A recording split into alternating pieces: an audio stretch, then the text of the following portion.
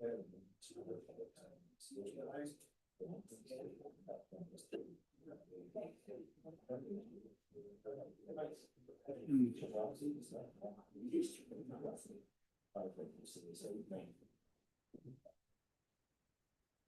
evening, everybody.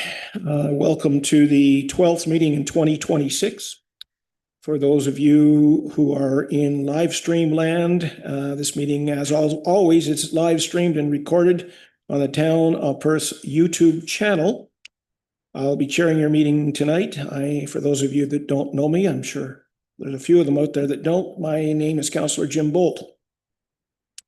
I would like to ask for an adoption of the agenda, please, by Councillor Barry Smith. I, Councillor Barry Smith, move that the agenda for the regular committee of the whole meeting of August the 11th, 2026 be adopted as presented. All in favor? That's carried unanimously. As always, if anybody has a just pecuniary interest, I've never been able to say that correctly, you may declare one now or at any time during the meeting. Number 4, public meetings under the Planning Act as required. We have none scheduled. Item number 5, adoption of the minutes of June the 9th. Could I ask Councillor Dave Bird? Thank you, Chair. Moved by myself that the minutes of the 2 special committee of the whole meetings and regular committee of the whole meeting held on 9th of June 2026 be approved. All in favor? It's carried unanimously. Thank you. Delegations, we have none scheduled. Item 7-1 for information. I'm sure all councillors have had a chance to read Stephanie Gray's report. Could I have a motion from Deputy Mayor McPherson? Moved by myself as recommended by Committee of the Whole, be it resolved, the Council of the Town of Perth received for information that 2025 Community Safety and Wellbeing Plan Progress Update from Stephanie Gray, Lanark County OPP Detachment Board Support Coordinator. Any questions on that information? Seeing none, all in favor? It's carried unanimously. Thank you. 7-2, we have a request from Tony Hendricks, Priority Municipal Renewable Energy Policy. There is a motion to be read by Mayor Brown. Yes, thank you. So moved by myself, whereas municipalities across Ontario are experiencing increasing electricity costs while preparing for the continued electrification of municipal facilities, vehicle fleets, and infrastructure. And whereas renewable energy projects can help municipalities reduce long-term operating costs, improve energy resilience, and support local economic development. And whereas many municipalities own lands that are suitable for renewable energy generation, but have buildings that are not well suited for rooftop solar installations. And whereas current electricity regulations and program limitations restrict municipalities from making the most effective use of locally generated renewable electricity. Therefore, be it resolved that the Council of the Town of Perth respectfully requests that the Province of Ontario, the Government of Canada, and their agencies work collaboratively with municipalities to, number 1, enable virtual net metering for municipalities, allowing electricity generated at one municipality to offset electricity consumption at other municipal facilities. 2, provide long-term regulatory certainty for net metering and other renewable energy programs so municipalities can make informed long-term investment decisions. Number 3, expand funding and incentive programs supporting municipal energy generation, battery energy storage, and grid modernization. 4, streamline regulatory and approval processes for municipal renewable energy projects while maintaining appropriate environmental and public safety standards. And 5, support municipal pilot projects that evaluate innovative approaches, including virtual net metering, community energy systems, battery storage, and local energy sharing.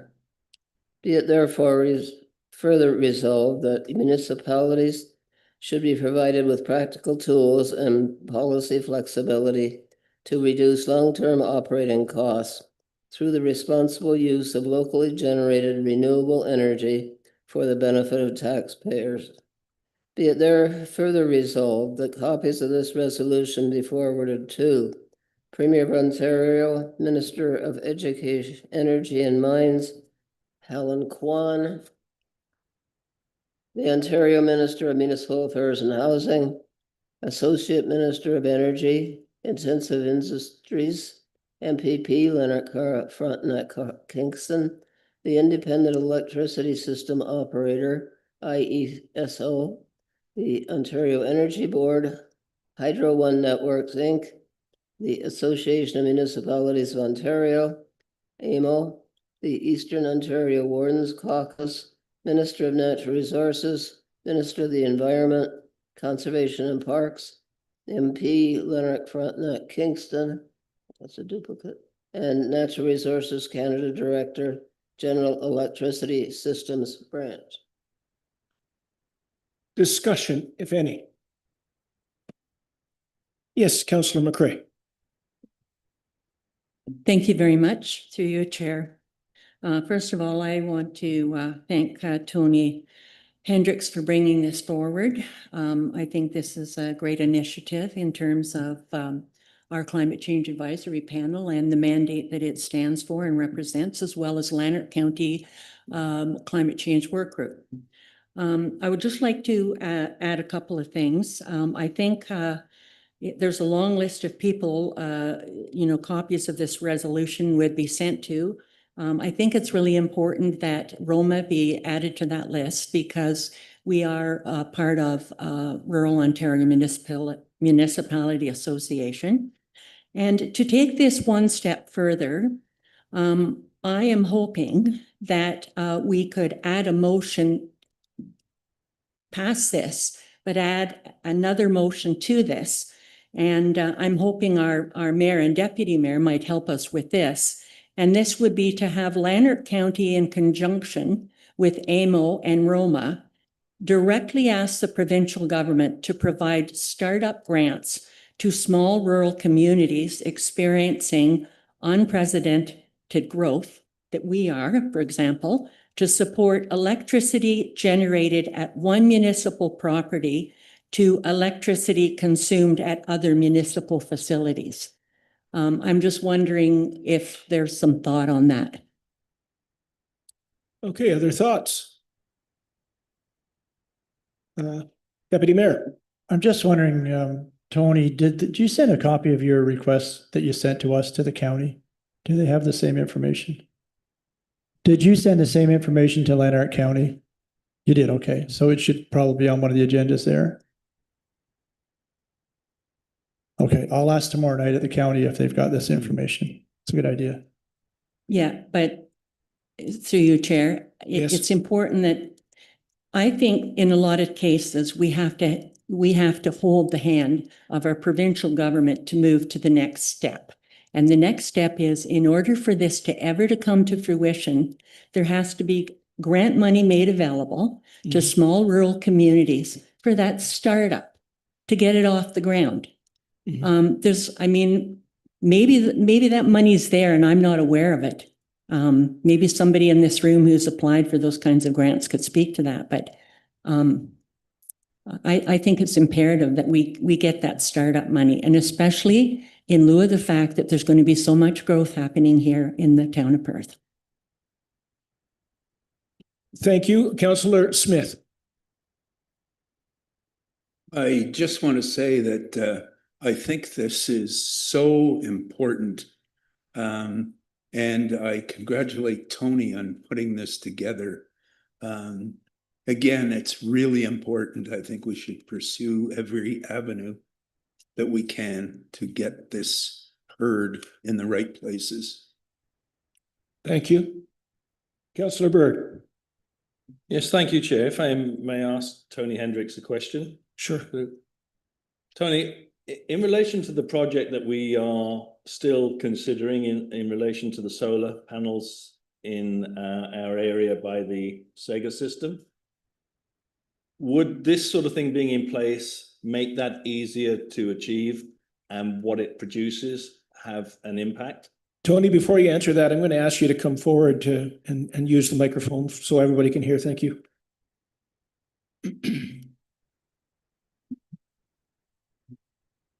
Sorry, the question again? Certainly. If this were in place, would the project we're considering down by the Sega plant, would that be easier to get into place and happen quicker? And it would itself be part of that potential sharing? There's so many variables. The thing with the wastewater treatment facility is that there are different ways we could look at putting solar there. We could put solar there and get a big grant from the ISO, but that restricts you to what you can do with that solar. So in our ask, we're looking for virtual net metering to be applied so that we could put a lot more solar panels there and take the power from there where you have the land and not supply it, but credit it to other buildings in the other municipal buildings.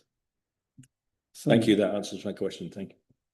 Thank you, Tony. If you want to stay there, because there's a few other questions coming forward, I'm going to go to Mayor Brown and then to Councillor Waterfield and then back to Councillor McCrae.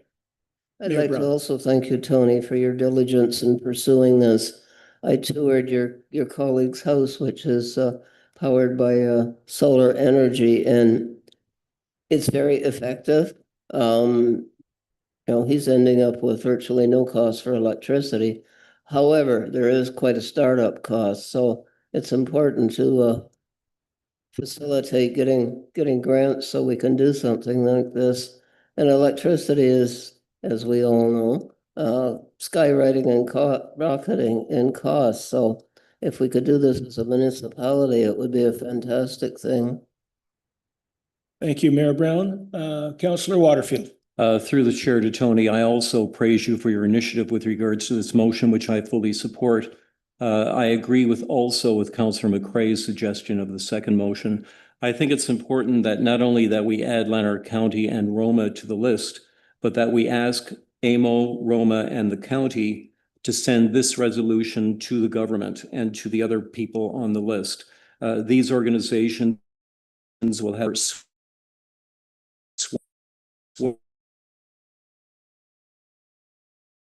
way of counties all across the province. If it comes from them to the government, it will have much more of an impact. So thank you very much for that. And again, I support Councillor McCrae's suggestion. Thank you. Councillor McCrae.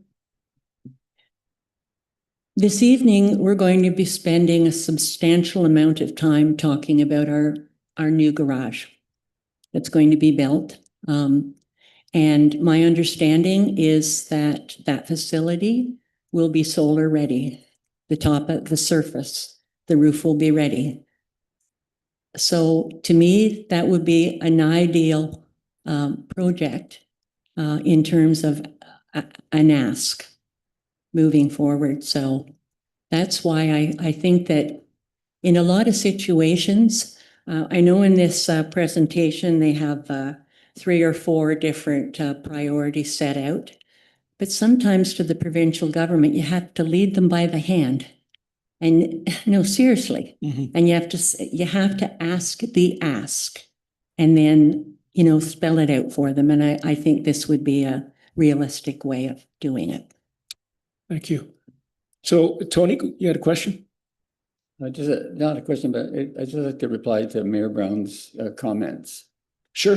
Go ahead. Mayor Brown talked about the costs, but what we found in all the work that we've done and I've been doing over the last year is that, if we could just meet with, if Grant, I just mentioned it to Grant too, if you could just meet with Oric, because Oric has a deal or an arrangement that they pay for everything.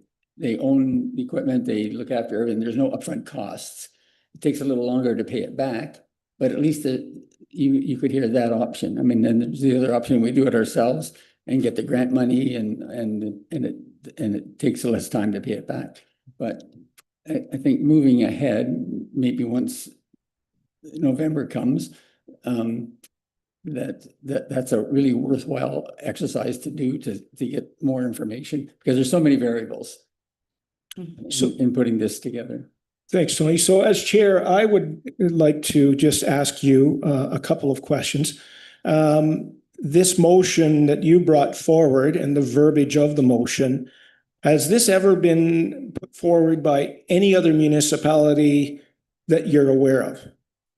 Not at this scale. Okay. We're trying to put 9 municipalities together.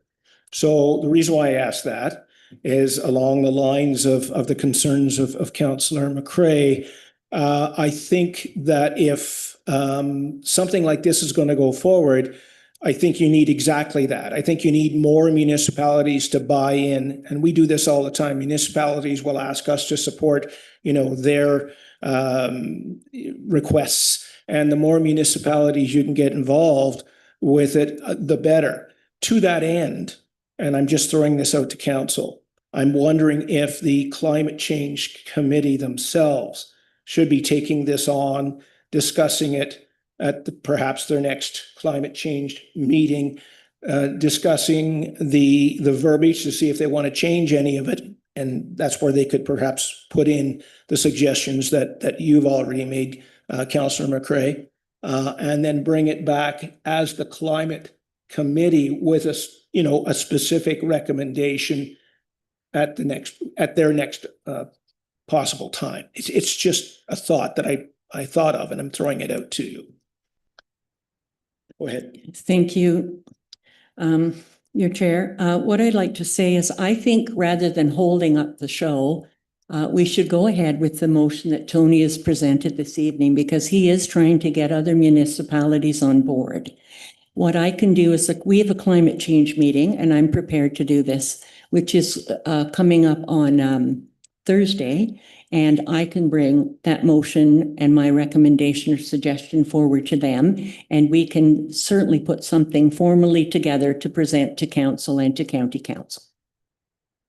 I personally think that's the right way to do this. I mean, I support the intent here, but I think that our environmental committee, should be involved in it first. It should be vetted through them. Absolutely. Yeah. Councillor Bird? I was going to ask a procedural question. It's probably going to be answered anyway. The motion we vote on, does it now include AMO and Roma on the list? Well, I think if it comes back as a formal recommendation from the Climate Change Committee, they can add that in there so that we have a specific motion, including that coming back to us as recommended by that committee. Okay, roger that. Okay. You're okay? I can. All right. If council is good with that, we, Mhm. all right. Do I have to vote on that? No. All right. So all in favor of that suggestion? Oh, you had a question first, Councillor Waters? Chair, I just had a question with regards to the fact that the committee is meeting, I believe you said this Thursday. Yep. Is it possible for the committee's recommendation to come to council next week? I'm asking in terms of speeding this along, because we have a council meeting next week. So rather than waiting for the report from the committee to go to COW in September, could we bring it to council next week? That's my question. So a little bird just told me that a medium-sized bird, told me that the next meeting, that meeting you're referring to is going to be canceled. Oh, So it would have to come to September anyway. okay. Because of AMO. All right. Okay. No? Oh, Other reasons, okay. So on that note then, all in favor? And that is carried unanimously. Thank you, Tony, for your your efforts, and we'll see what we can do to get this going for you. Councillor Smith. Do I understand that the next council meeting has been canceled? The Climate Change Committee, through the chair, the Climate Change Committee meeting for this Thursday is in the process of being canceled for a variety of reasons. Okay, The next council meeting is still on all right. next Thank week. you. Oh, okay. Thank you for that Okay. clarification. I thought he meant the council meeting. All right. That's what I thought. Thank you very much. Just voted on for this to defer to climate change. All right, good point. So just a clarification, we just want to ensure that everybody, that what we just voted on is basically a motion to defer to the Climate Change Committee and then bring forward the recommendation from there. Okay? Okay, yeah. Read our mind. All right, thank you. So moving on, what's I here? Staff reports. So we have all the staff reports. Could I have a motion by Councillor Waterfield, please? Moved by myself as recommended by the Committee of the Whole, be it resolved that the Council of the Town of Perth, one, direct staff to make the recommended changes to the redlined discussion draft as presented in the final draft of the Town of Perth zoning bylaw dated August the 11th, 2026. Two, pass bylaw number 5276, being a bylaw to regulate the use of land, buildings, and structures within the Town of Perth. And three, pass bylaw number 3358-0 to repeal bylaw number 3358 to regulate the use of land, buildings, and structures within the Town of Perth as presented in report 2026, Cal 12.1. All right, you've heard the motion. All in favor? Opposed? That's carried unanimously. Wow. I have a question for you. So, Jim, so the motion's made, let Forbes get his report and you call a vote. Okay, so I was just going to ask you that. Do you want Forbes to come up now or? Yeah, he's up there now, he'll just tell us. Okay. All right, Forbes, we're going to turn everything over to you and we're going to defer that, that motion until after his report. Go ahead, sir. Thank you very much, Chair. I'm here to answer any questions that you may have. The last we spoke, we've had our public meetings. I've presented to you a draft accepting the original changes, and that the draft that you have before you now shows the changes that are recommended since the public meeting. They're all very administrative. None of them are changing policy or regulations in a substantive way, and they're just for clarification purposes. All right, having said that, we have questions from the floor. Councillor McCrae. First of all, I want to thank you very much for all the hard work that you put into that. But one of the things that would be most helpful is that and I have found this quite difficult, to be honest, is that the table of contents doesn't match the page numbers. And so when you're trying to look up a different section of a bylaws, they don't marry together. And so, you keep leafing through the pages. So if you could help us out to do that. And the other thing is I just wanted to make sure with the Committee of Adjustment meeting that we just had, has that been reflective in the update to the final draft of the bylaws?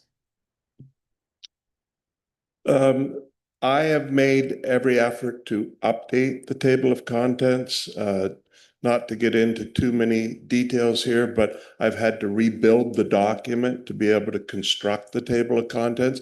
I believe it's functioning now and is accurate on the most recent version. But that will certainly be double checked with your clerk and her staff. In terms of amendments that are happening today or prior to adoption, they will automatically come in as amendments to this parent document and get recognized. And that will be a last minute administrative exercise that gets done to make sure that we've captured all of the amendments that have happened in the last 3 months. And again, I'll be working with the clerk and her staff on that matter. Follow up, Councillor McRae? Yeah, my follow-up question is possibly, it's my error in terms of the page numbers or whatever. It might be just the way that the document was inserted into our, agenda and the reports that were sent out. That might be the dilemma that I'm struggling with. So if that's so, I certainly apologize for that. There's no need to apologize. That is a working document. The other thing, Councillor, is that with the red line changes in there, the pages aren't set. So I'll redo the table of contents for the final clean version that's in front of you. And you should be able to click on the page number and it should take you right to that section. That would be great. That I will be working with your staff on that to make sure that happens and that the amendments are captured. And again, thank you for your comments. Any other comments or questions? Councillor Berg? Thank you, Chair. It's just a comment. Thank you for everything you've continued to do on this, Forbes. Just to let you know, a few minutes ago, I had a premonition that this is going to pass. So the vote. I'm very glad to hear about your premonition. I accept that. All right, so Forbes, is there anything in closing you wanted to add? I just want to thank council for your indulgence during this whole project. It's been a long project involving the official plan in this, and everybody was working hard to get it done before the end of this term, and I think we've achieved that. And I want to thank you and your colleagues for all the support through the project. It's been much appreciated. Well, when you get somebody like you that's helping steer the ship, it makes our job a lot easier. So thank you as well. All right, so going back to staff reports 8.1, Councillor Waterfield had already read it. We did vote on it, but I'd like to add another vote now that Forbes has taken questions from the floor to make it official. So once again, 8.1 as it was read, all in favor. So that once again is unanimous. 8.2, amendment to bylaw number 5264. Once again, Councillor Waterfield, you have a motion. Moved by myself as recommended by the Committee of the Whole, be it resolved that the Council of the Town of Perth pass bylaw number 5264-1, being a bylaw to authorize the mayor and clerk to sign an amending multi-year agreement with PSD Citywide Inc. for the provision of building and planning permitting management software in the amount of 72,700 plus HST as presented in report 2026 COW 12.2. Discussion. Councillor McRae. Through you, Chair, to Steve. So I was reading this about the PSW Citywide software, and I'm under the impression that this will actually streamline the systems and processes for staff, but also for developers? That's correct. Is that correct? Yes. And so can a developer just go right into this and fill out all of the applications that are necessary to bring their project forward? They will, through the chair, they will in time. Initially, we're going to be setting it up as an in-house system to improve our filing and our permit application. They will be able to submit building permit applications right away electronically with us. In the future, we will open up the other end of it where they will be able to not only submit their building permits, but be able to track their building permit activities as it goes by. They'll be able to see all their inspection reports and their deficiency lists, all of that, so that they'll be able to see all the information in their file that we put in their file as they create it. And is it integrational with what we presently have? Like is there or is it standalone? You know what I mean? Are there bits and pieces of it that can actually integrate into the systems we already have? Or is it just like we have to set up this brand new software? Well, it is a brand new software for the building department, and we are buying it also for the planning department. There are other components that the municipality can purchase for other departments as well, but it will integrate with our GIS system. Just the CGIS component that building currently uses, that will drop away once we implement this system. Okay, thank you. Okay. Yes, Councillor Waterfield. Through the chair, I strongly support this motion. I think it's a major advance in terms of improving processes and customer service, and it's critical at this time in the history of our town where we do have a lot of development taking place. Yes, Deputy Mayor. What is your timeline to open it up to the developers for full use? We're hoping in the new year. Yep. So Steve, I have a question. This company that's providing this, are they used by other municipalities? Yes, pretty extensively in the area. Before we decided to go with PSD Citywide, we did a comprehensive review with other municipalities. And we got together and we put questions together as to what kind of software we would want to have to look at. And we did a scoring of 80 questions and scored 3 different product providers, CGIS being one, Cloud Permit being the other, and PSD Citywide. Cloud Permit scored a 50, CGIS was a 33, and this PSD Citywide came in at 70. So they're much more user-friendly, more intuitive, even not only to staff, but the outside users trying to use it. And did the question of you know, the cost of this program versus other people, was that ever discussed? Yes, it is cost effective for the services that are there and the capabilities that it will provide us, yes. So I just have one more, it's kind of a comment with a question attached to it. We all know that one of the biggest, can I use the word bitches on air from people is that are applying for permits and so on, is the time that it takes to get from conception to completion. My question to you is, will this dramatically speed up the conception to approval process, or is it just going to make it a little more streamlined for the applicants? It will make it more streamlined for the applicants. It will give the building department the opportunity to be more effective in time management to get from permit submission to permit review. Right now, we're doing that manually, and there's a process to make sure the permit's complete before we can review it.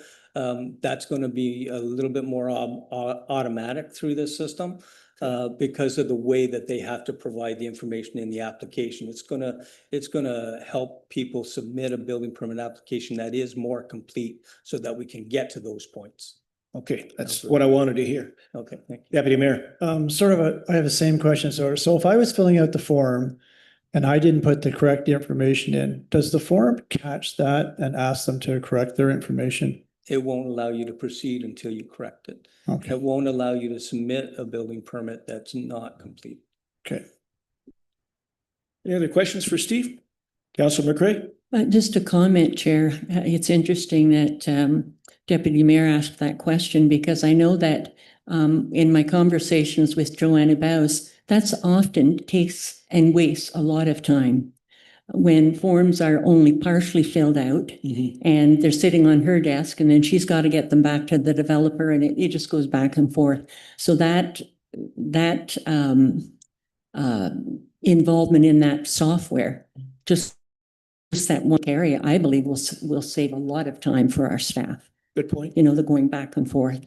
One other question I just wanted to ask, in terms of multi-year, explain how long will this, you know, this is $72,700, and you know, the term multi-year, what is the lifespan of just generally of a software system such as this?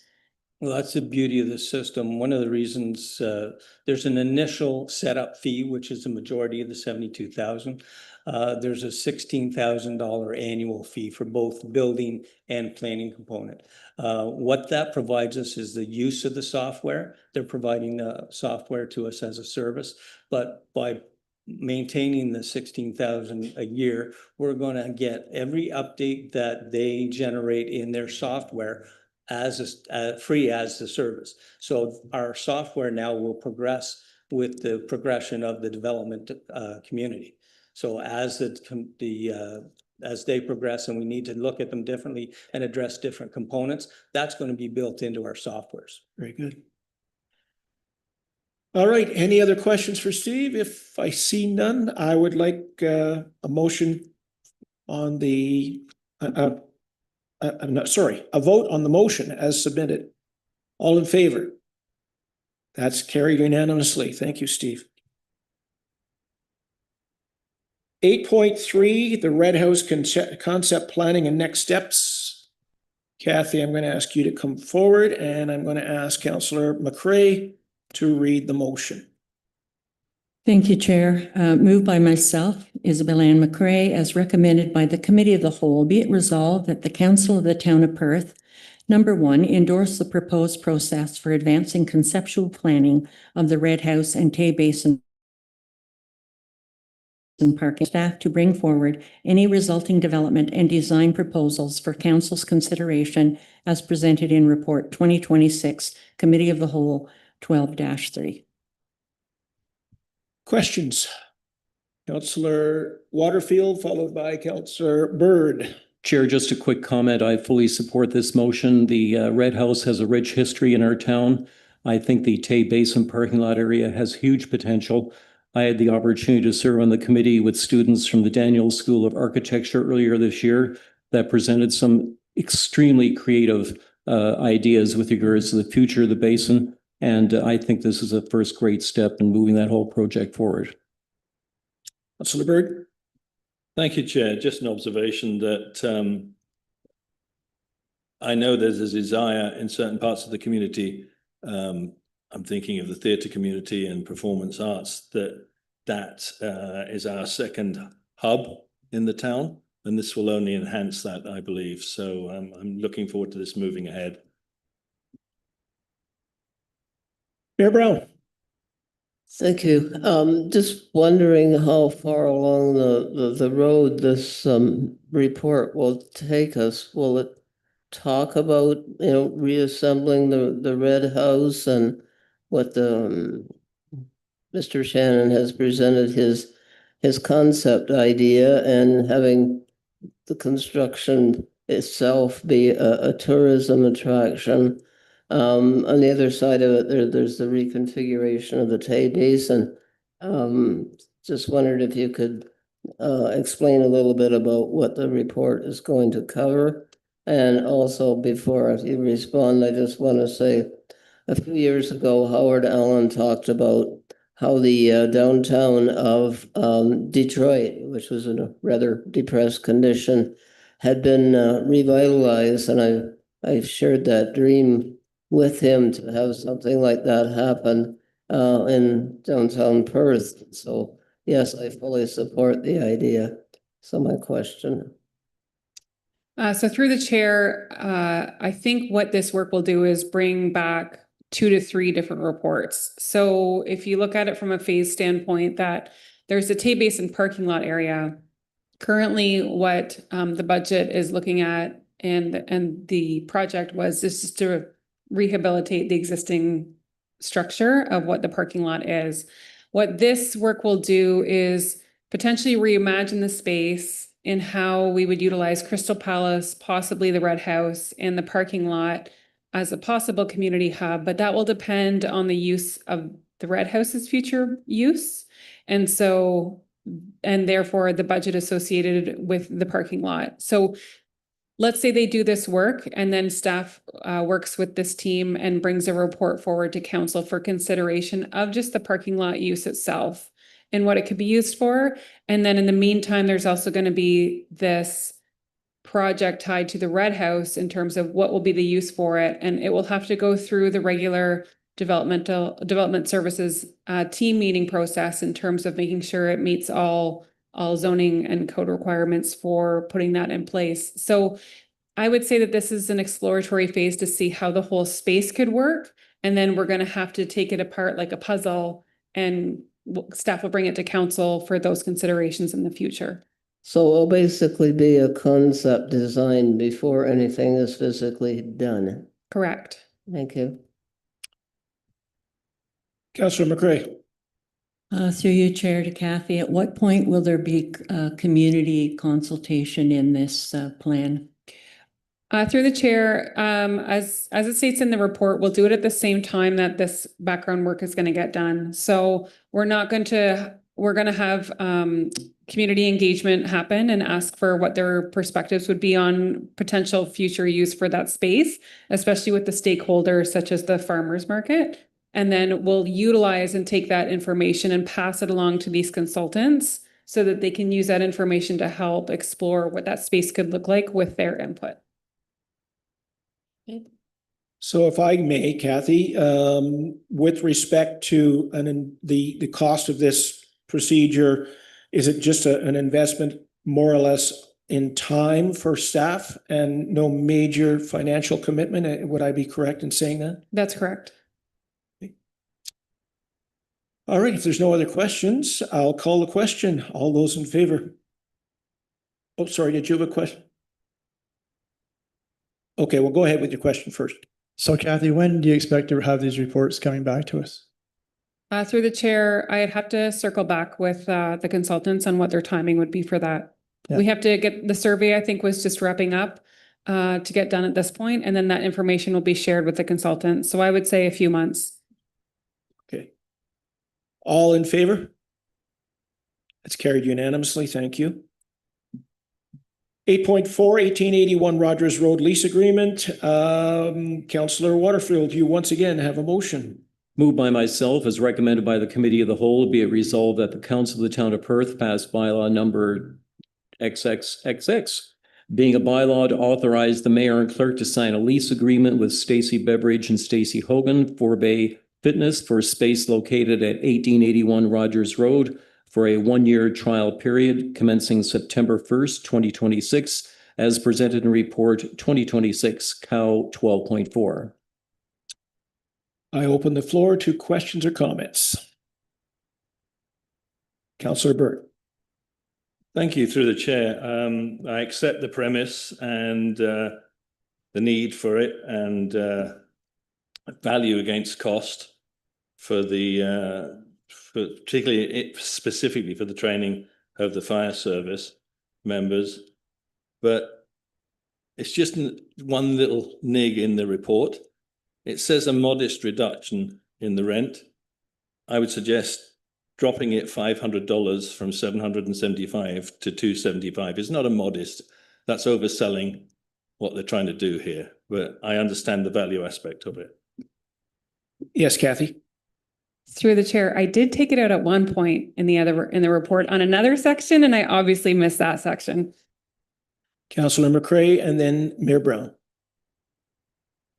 Yes, through you, Chair, and to all other councillors, I'm very much in favor of any type of a health and wellness type of a venue that we can offer to our staff and absolutely to the fitness and health levels of our volunteer fire department. I would like though to know what the long-term plan, business plan is for this particular fitness center. And I'm also wanting to know, we're saying for a year, what the experience and the proper certification is that's necessary for these people to operate safely this particular facility. So through the chair, what I can say is that this has been in operation almost like a co-op for the past 5 years. And it's been, what it does is that the group reinvests any funds that come into it, into the equipment and to bettering the fitness experience. In terms of certification, anybody who's leading any kind of fitness program will have to have their certification. But that being said, what's being left, made available for staff and fire service from the standpoint of accessing the space is just for the equipment use itself at this point. The other thing is that they're going to have insurance for it. So that helps in terms of a liability standpoint. So I think that answers all your questions. Is that right? So for example, if I wanted to buy a membership, could I? Through the chair as a member of public? Yeah. That would have to go through so it's through the Four-Bay Fitness. It's up to them who they determine what their own membership is for accessing classes pertaining to an agreed upon schedule for them to have exclusive use of that space. Outside of that, it's only open to those members as well as staff and fire department Okay, so is the plan that we're just going to continue this 1-year lease, or is there a business plan down the road? Sorry, that's the question that I didn't answer. So through the chair, we're doing it as a 1-year trial because it is a mixed use at this point compared to currently it's being used as a single use. So we want to make sure that we come to an agreement with Four-Bay Fitness to help facilitate this change, and then do a 1-year trial to revisit it and say, okay, have a reflection point to say what worked, what didn't work, what challenges happened, what opportunities are there. And then we'd come back to council to come back with a report about how it's been going, what the staff uptake, fire service uptake was, and come back with any proposed changes at that time. Fine. Yeah. Mayor Brown. The report makes note of the fact that the firefighters currently don't really have enough fitness facilities. So is the arrangement that firefighters will be able to use their facilities for free? Or would they have to have a membership? Through the chair, this would be for them to access it for free. All right. Any other questions? Seeing none, all in favor? Let's carry unanimously.